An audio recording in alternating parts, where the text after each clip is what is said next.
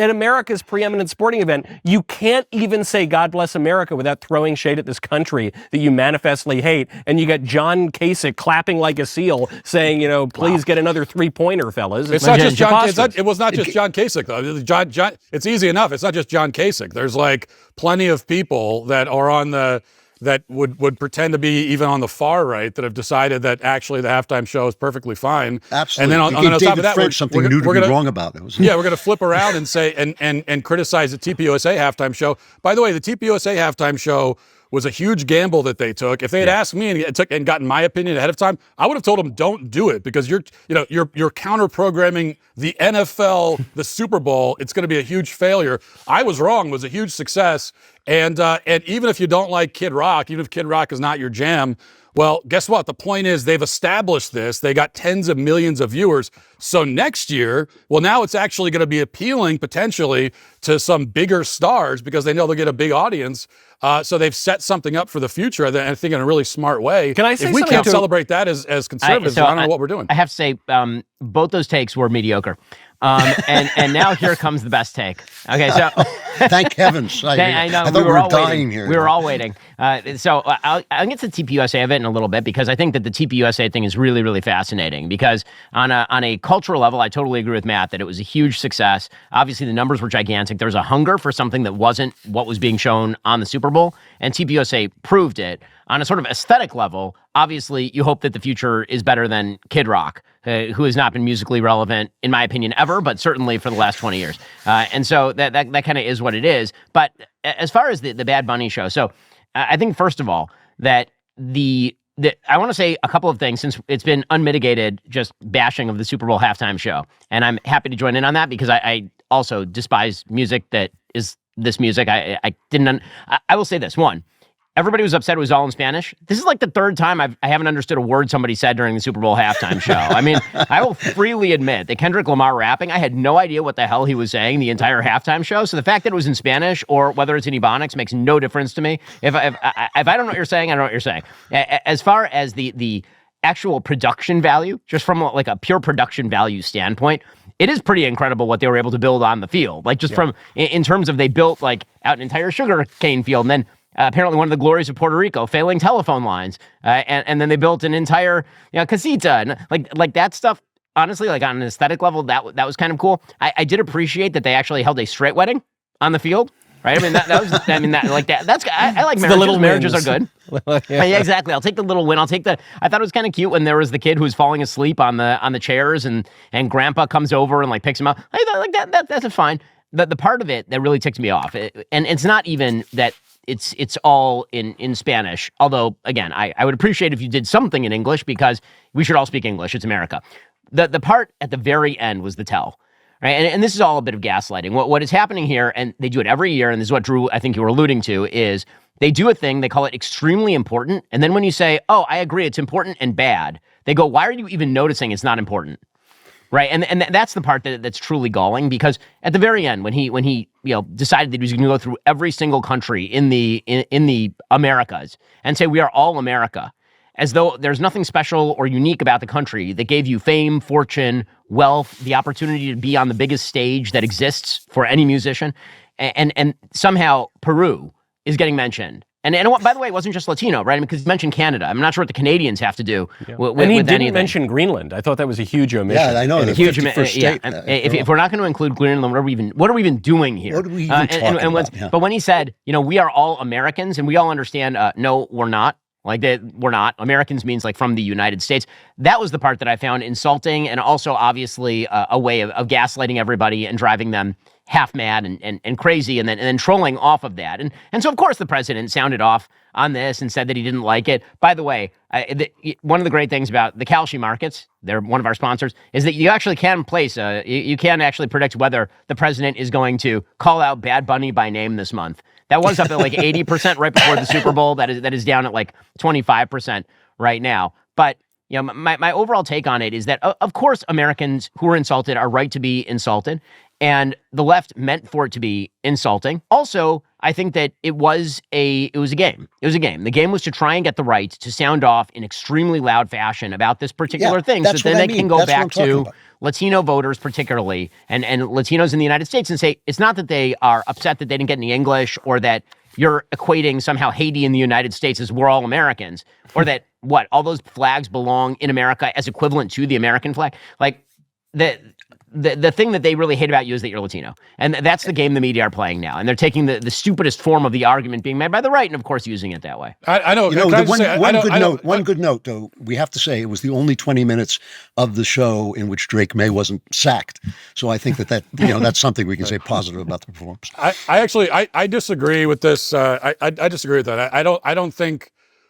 the idea that, they're trying to provoke conservatives into having some kind of reaction, and so then the right answer is to not have a reaction. I know you didn't say that second part, Ben, but that's the implication. Like, they're trying to provoke us to react, so we look like grumpy old men, and so we should therefore not react. I don't think that's the case at all. I think the gamble, there was a gamble they were taking. The gamble was that they would just kind of get away with it, and there wouldn't be much of a backlash. Because what has actually been proven is that in fact, when conservatives, if we're like united about something and we all decide basically as one voice that we're not okay with this is not okay, we can actually get concessions in the culture. We can, rather than abandoning these iconic institutions like the NFL, an iconic American institution, rather than abandoning it and say, I'm not watching that, or I'm just going to take it and not complain. You can actually extract concessions. You can get them to come back our way, but that doesn't happen if we end up fighting with each other and we've got people on our own side say, oh, actually, this is fine. I mean, that happened with the NFL, okay? Right. Maybe we've all noticed that these players, they don't kneel during the anthem anymore, do they? That's right. We boycotted it. They did that, and conservatives unanimously were pissed off about it, rightly so. And so the NFL sent the message to the teams, okay, you need to have your players stand. We're not doing this. Famously, we stopped watching, Matt. This is like crap music that is, you're absolutely right. It's geared to make us offended and make us sound like grumpy old men. I think it's a great idea to go over and watch the TPUSA show.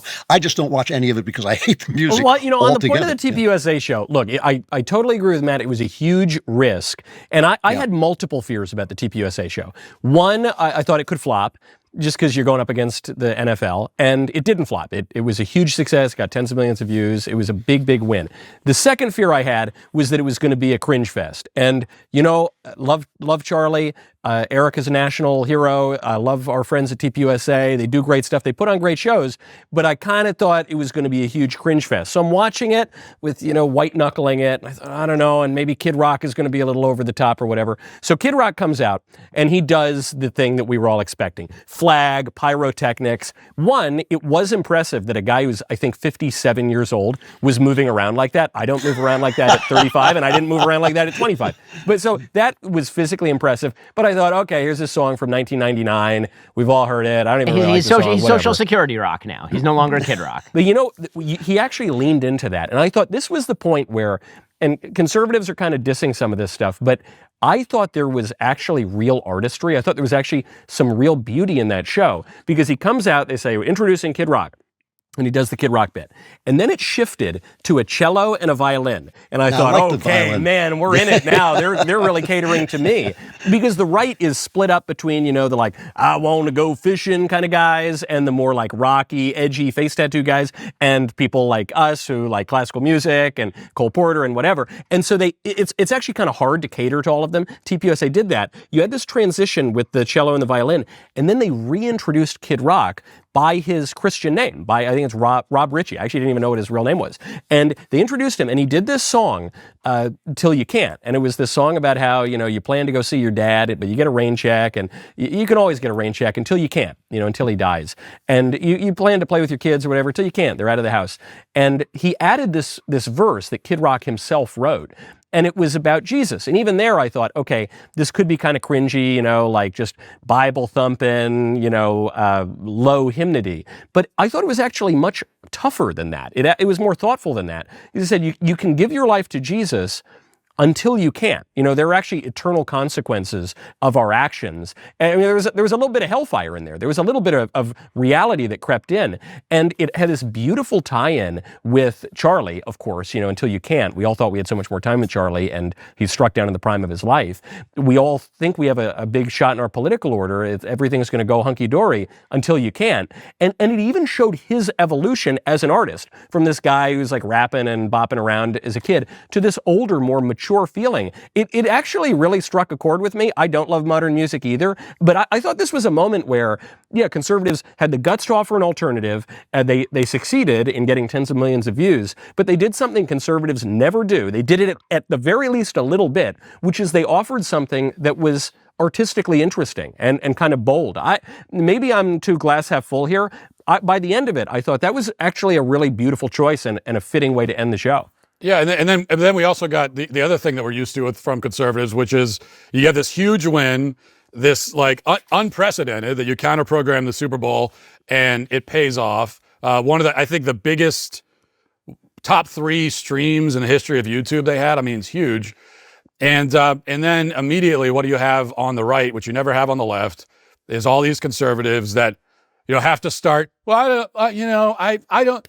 It seems like that was a big win, but actually it's bad. Let me explain why this thing that seems really good is actually bad. Let me explain why, they went out and did something that had a big success, but it would have been better if they didn't do that. Or having these critiques that are totally useless. Like, what I think would have been better? What if they had an even bigger star than Kid Rock? That would have been better. Oh, you think they didn't think of that? Like, I got no problem with Kid Rock. Do you think that the people at TPUSA thought that Kid Rock is the biggest star in the world? No, but they wanted to put on this show, and you get the biggest star that you can. They're dealing with the fact that, number one, they're TPUSA. They're seen as a conservative. They are a conservative organization, and so that rules out a lot of big stars already. And then on top of that, you have other big stars who maybe would do it, but they're thinking the same thing you were thinking, Michael, and that I was thinking, which is like, this is not going to work. You're counter-programming the Super Bowl. And so they don't want to be, because what if you get 500,000 live viewers or something and then it's blamed on you? And so you do what you can. You put on as good a show as you can. You take the swing. You go for it. And then if it's a hit like it was, now in the future you've done something for the long term. It just pisses me off that for so many conservatives, and we all know that it's really just competitiveness. It's like envy. It's they went out and did something, we're successful, and I wasn't a part of it, so I have to find a reason to pick holes in it.